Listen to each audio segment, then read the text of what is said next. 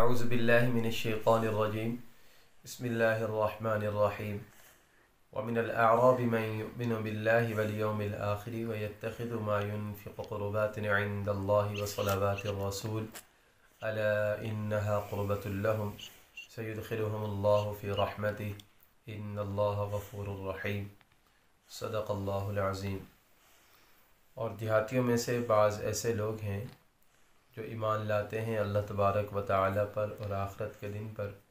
اور جو وہ خرچ کرتے ہیں اس کو سمجھتے ہیں اللہ تبارک و تعالیٰ کے قرب کا ذریعہ اور رسول اللہ صلی اللہ علیہ وسلم کی دعاؤں کا ذریعہ۔ ہاں سنو، بے شک انہی کے لیے اللہ تبارک و تعالیٰ کا قرب ہے، ان قریب اللہ تبارک و تعالیٰ ان کو اپنی رحمت میں داخل کرے گا، بے شک اللہ تبارک و تعالیٰ معاف کرنے والا، رحم کرنے والا ہے۔ سورۃ التوبہ آیت نمبر 99۔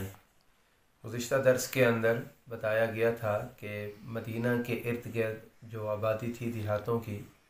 ان کے اندر کچھ ایسے لوگ تھے جو منافق تھے۔ کچھ لوگ مدینہ کے اندر رہا کرتے تھے، کچھ لوگ مدینہ کے اطراف میں دیہاتوں میں رہا کرتے تھے، وہ بھی منافق تھے۔ پھر بتایا گیا کہ وہ دیہاتی لوگ جو تھے اپنے کفر کے لحاظ سے اور اپنے نفاق کے لحاظ سے بڑے سخت ہوتے تھے کہ ان کے مزاج کے اندر سختی ہوتی ہے، اور آج بھی دیہاتیوں کے مزاج کے اندر سختی ہوتی ہے۔ تو بتایا جا رہا ہے کہ سارے کے سارے دیہاتی جو تھے وہ کافر اور منافق نہیں تھے، بلکہ ان دیہاتیوں میں سے ایسے بھی تھے جو حضور علیہ الصلوۃ والسلام کے سچے صحابی تھے اور پکے سچے مسلمان تھے، اور اللہ پر اور اللہ کے نبی پر سچا ایمان لے کر آئے تھے۔ تو آج کی آیت کے اندر انہی مسلمانوں کا ذکر ہے جو دیہات کے اندر رہا کرتے تھے اور پکے اور سچے مسلمان تھے۔ تو اللہ تعالیٰ فرماتے ہیں کہ ان دیہاتیوں میں سے بعض ایسے ہیں جو ایمان لاتے ہیں اللہ پر اور قیامت کے دن پر، اور جو وہ خرچ کرتے ہیں نا، اللہ کے راستے میں مال خرچ کرنا، صدقات دینا، زکوٰۃ وغیرہ دینا، اور جو مال وہ خرچ کرتے تھے اللہ کے راستے میں، تو وہ اس کو اپنے اوپر تاوان نہیں سمجھتے تھے۔ جیسے پیچھے ان منافقین کے بارے میں کہا گیا جو دیہات کے اندر رہا کرتے تھے، دیہاتی منافق جو تھے، ما ينفق مغرما، وہ سمجھتے تھے کہ یہ ہمارے اوپر تاوان اور جرمانہ لگ گیا ہے۔ وَيَتَرَبَّصُ بِكُمُ الدَّوَائِرَ، اور وہ انتظار کرتے تھے کہ کب وہ مسلمان ختم ہو جائیں اور ہمارے اوپر سے یہ جو مال کی جو زکوٰۃ ہے یا مالی جو عبادتیں ان کو ختم کر دیا جائے۔ تو آج کی آیت میں بتایا جا رہا ہے برخلاف ان کے جو دیہاتی مسلمان تھے نا، تو وہ اللہ تبارک و تعالیٰ کی راہ میں مال کو خرچ کرنا اپنے لیے باعث سعادت سمجھتے تھے، اور وہ سمجھتے تھے کہ ہم جو مال اللہ کی راہ میں خرچ کریں گے یہ ہمیں اللہ کا قرب ادا کرے گا، اللہ تبارک و تعالیٰ کا قرب بھی ملتا ہے اور رسول اللہ صلی اللہ علیہ وسلم کی دعائیں بھی ملتی ہیں۔ لہٰذا حدیث پاک کے اندر آتا ہے کہ رسول اللہ صلی اللہ علیہ وسلم کے پاس ایک صحابی ہے حضرت ابی اوفا رضی اللہ تعالیٰ عنہ، انہوں نے آ کر حضور علیہ الصلوۃ والسلام کی خدمت میں مال پیش کیا، تو اللہ تبارک و تعالیٰ کے حکم سے اللہ کے نبی نے دعا کی کہ اللہ تبارک و تعالیٰ آل ابی اوفا کے اوپر رحم فرمائے، اللہ تعالیٰ ان کے اوپر اپنی رحمتوں کا نزول فرمائے، اور یہی الفاظات ہیں اللہم صلی علی آل ابی اوفا او کما قال۔ اسی طرح اب آگے بھی آ رہا ہے، اگلی آیت کے اندر چند آیتوں کے بعد آئے گا، جس میں اللہ تبارک و تعالیٰ حضور علیہ الصلوۃ والسلام کو فرماتے ہیں خذ من اموالہم صدقۃ تطہرہم وتزکیہم بہا وصلی علیہم ان صلاتک سکن لہم، کہ آپ ان سے مال لے لیجئے، ان کے مال کو پاکیزہ کیجئے اور آپ ان کو دعا دیجئے۔ ایمان والے اللہ کی راہ میں مال خرچ کر کے خوش ہوتے ہیں۔ تو جو دیہاتی مسلمان تھے وہ بڑے خوش ہوتے تھے، اور وہ کہتے تھے کہ یہ اللہ کے راستے میں مال قربان کرنا یہ ہمیں اللہ کا قرب عطا کرے گا۔ اور اسی طرح حدیث پاک کے اندر آتا ہے رسول اللہ صلی اللہ علیہ وسلم نے ارشاد فرمایا کہ جو شخص صدقہ کرتا ہے، صدقے کی عادت ڈالتا ہے، اللہ تبارک و تعالیٰ اس کو بری موت سے محفوظ فرما دیتے ہیں۔ کتنی بڑی سعادت کی بات ہے۔ آج قدم قدم کے اوپر موت ہو رہی ہے، عجیب و غریب موتیں ہو رہی ہیں، کوئی کسی طرح مر رہا ہے، کوئی کسی طرح مر رہا ہے، لیکن جو آدمی صدقے کی عادت ڈال دیتا ہے اللہ تعالیٰ اس کو بری موت سے محفوظ فرما دیتے ہیں۔ اس طرح فرمایا حدیث پاک کے اندر آتا ہے کہ صدقہ جو ہے وہ اللہ تبارک و تعالیٰ کے غضب کو بجھا دیتا ہے، اللہ تبارک و تعالیٰ کے غصے کو ختم کر دیتا ہے۔ تو ہمیں چاہیے کہ ہم صدقے کا معمول بنائیں۔ اس طرح حدیث پاک کے اندر آتا ہے کہ صدقہ آنے والی مصیبتوں کو ٹال دیتا ہے۔ آج ہمارا معمول بن گیا، یہ عادت بن چکی ہے کہ صدقہ جو ہے نا کبھی کبھی کیا جاتا ہے، حالانکہ حدیث کی روح سے جب بھی آدمی بیمار ہو یا جب بھی کوئی اس طرح کی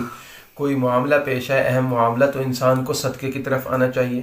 مثال کے طور پہ کوئی آدمی بیمار ہو جاتا ہے تو سب سے پہلے اس کو رجوع کرنی چاہیے اللہ کی طرف، دوسرے نمبر پر صدقہ، اور تیسرے نمبر پر دعا ہے، تیسرے نمبر پر دوا ہے یا ڈاکٹر کے پاس جانا ہے۔ اب ہمارے یہاں یہ ہوتا ہے کہ پہلے نمبر پر ہم جاتے ہیں ڈاکٹر کے پاس، اور پھر اس کے بعد ہم دعا کرتے ہیں، اور پھر جا کر ہم بھول چکے یعنی کوئی نہ کوئی صدقہ کر لیتا ہے۔ حالانکہ اگر شروع میں صدقہ کر دیا جائے تو اللہ تبارک و تعالی موذی امراض سے محفوظ فرما دیتے ہیں۔ تو اس کی عادت ڈالنی چاہیے، ایک نمبر۔ دوسرے نمبر پر یہ سمجھ لیا گیا کہ صدقہ جو ہے نا، صدقہ کہا جاتا ہے کالے بکرے کو ذبح کرنا یا کسی بکرے کو ذبح کر کے اس کو غریبوں کے اندر بانٹ دینا۔ تو یاد رکھیں کہ صدقہ جو ہے نا، یہ بکرے کا صدقہ نہیں ہوتا ہے، بلکہ صدقہ نام ہے غریب کی حاجت پوری کرنے کا، کسی محتاج کی حاجت کو پورا کرنا۔ مثال کے طور پہ کسی کو اگر آٹے کی ضرورت ہے، کسی کو گھی کی ضرورت ہے، کسی کو چینی کی ضرورت ہے، ہم اس کے گھر کے اندر بکرے کا گوشت بھیج رہے ہیں، تو اس کو اس سے کیا فائدہ ہوگا؟ غریب کو بینیفٹ دینا۔ اب ایک غریب کے پاس پیسے نہیں ہیں اور وہ اس سے اپنی بہت ساری حاجتیں پوری کر سکتا ہے۔ اب مثال کے طور پہ ہم بکرا ذبح کرے کہ کسی غریب کے گھر میں 1 کلو گوشت بھیج دیتے ہیں، 1200 روپے کا 1 کلو گوشت آتا ہے۔ اب اگر یہی 1200 روپے اگر ہم اس کے گھر پر دے دیں تو اس سے وہ کتنی چیزیں لے سکتا ہے؟ وہ اس کے اندر گھی بھی آ سکتا ہے، چینی بھی آ سکتی ہے، چاول بھی آ سکتے ہیں، پتی بھی آ سکتی ہے، آٹا بھی آ سکتا ہے، بہت ساری چیزیں اس کی آ سکتی ہیں۔ اسی طرح کوئی آدمی جو ہے نا صدقہ کرتا ہے 20,000 روپے کا یا 25,000 روپے کا بکرا لے کر ذبح کرتا ہے اور اس کو 10-20 گھروں کے اندر تقسیم کر دیتا ہے۔ اب اگر یہی 10,000 یا 20,000 روپے وہ پر ہیڈ یعنی کہ فی گھر 1,000 روپیہ دے دے تو اس سے کتنا فائدہ پہنچ جائے گا؟ تو علماء اکرام لکھتے ہیں کہ یہ جو صدقہ ہوتا ہے نا، صدقے کا مطلب یہ نہیں ہے کہ آپ جو ہے نا بکرا ہی صدقہ کریں، بلکہ صدقے کا مطلب ہوتا ہے غریب کی حاجت کو پورا کرنا۔ تو غریب کی حاجت سب سے زیادہ پیسوں سے پوری ہوتی ہے کہ آپ اس کو پیسے دیں، وہ پیسوں کو جو ہے نا اللہ کی راہ میں یعنی اپنے اوپر خرچ کرے گا، اپنی حاجتوں کو پورا کرے گا، اپنی ضرورتوں کو پورا کرے گا، تو آپ کو خود بخود دعا ملتی رہے گی۔ تو وصلوات الرسول، تو ایمان والے جو تھے نا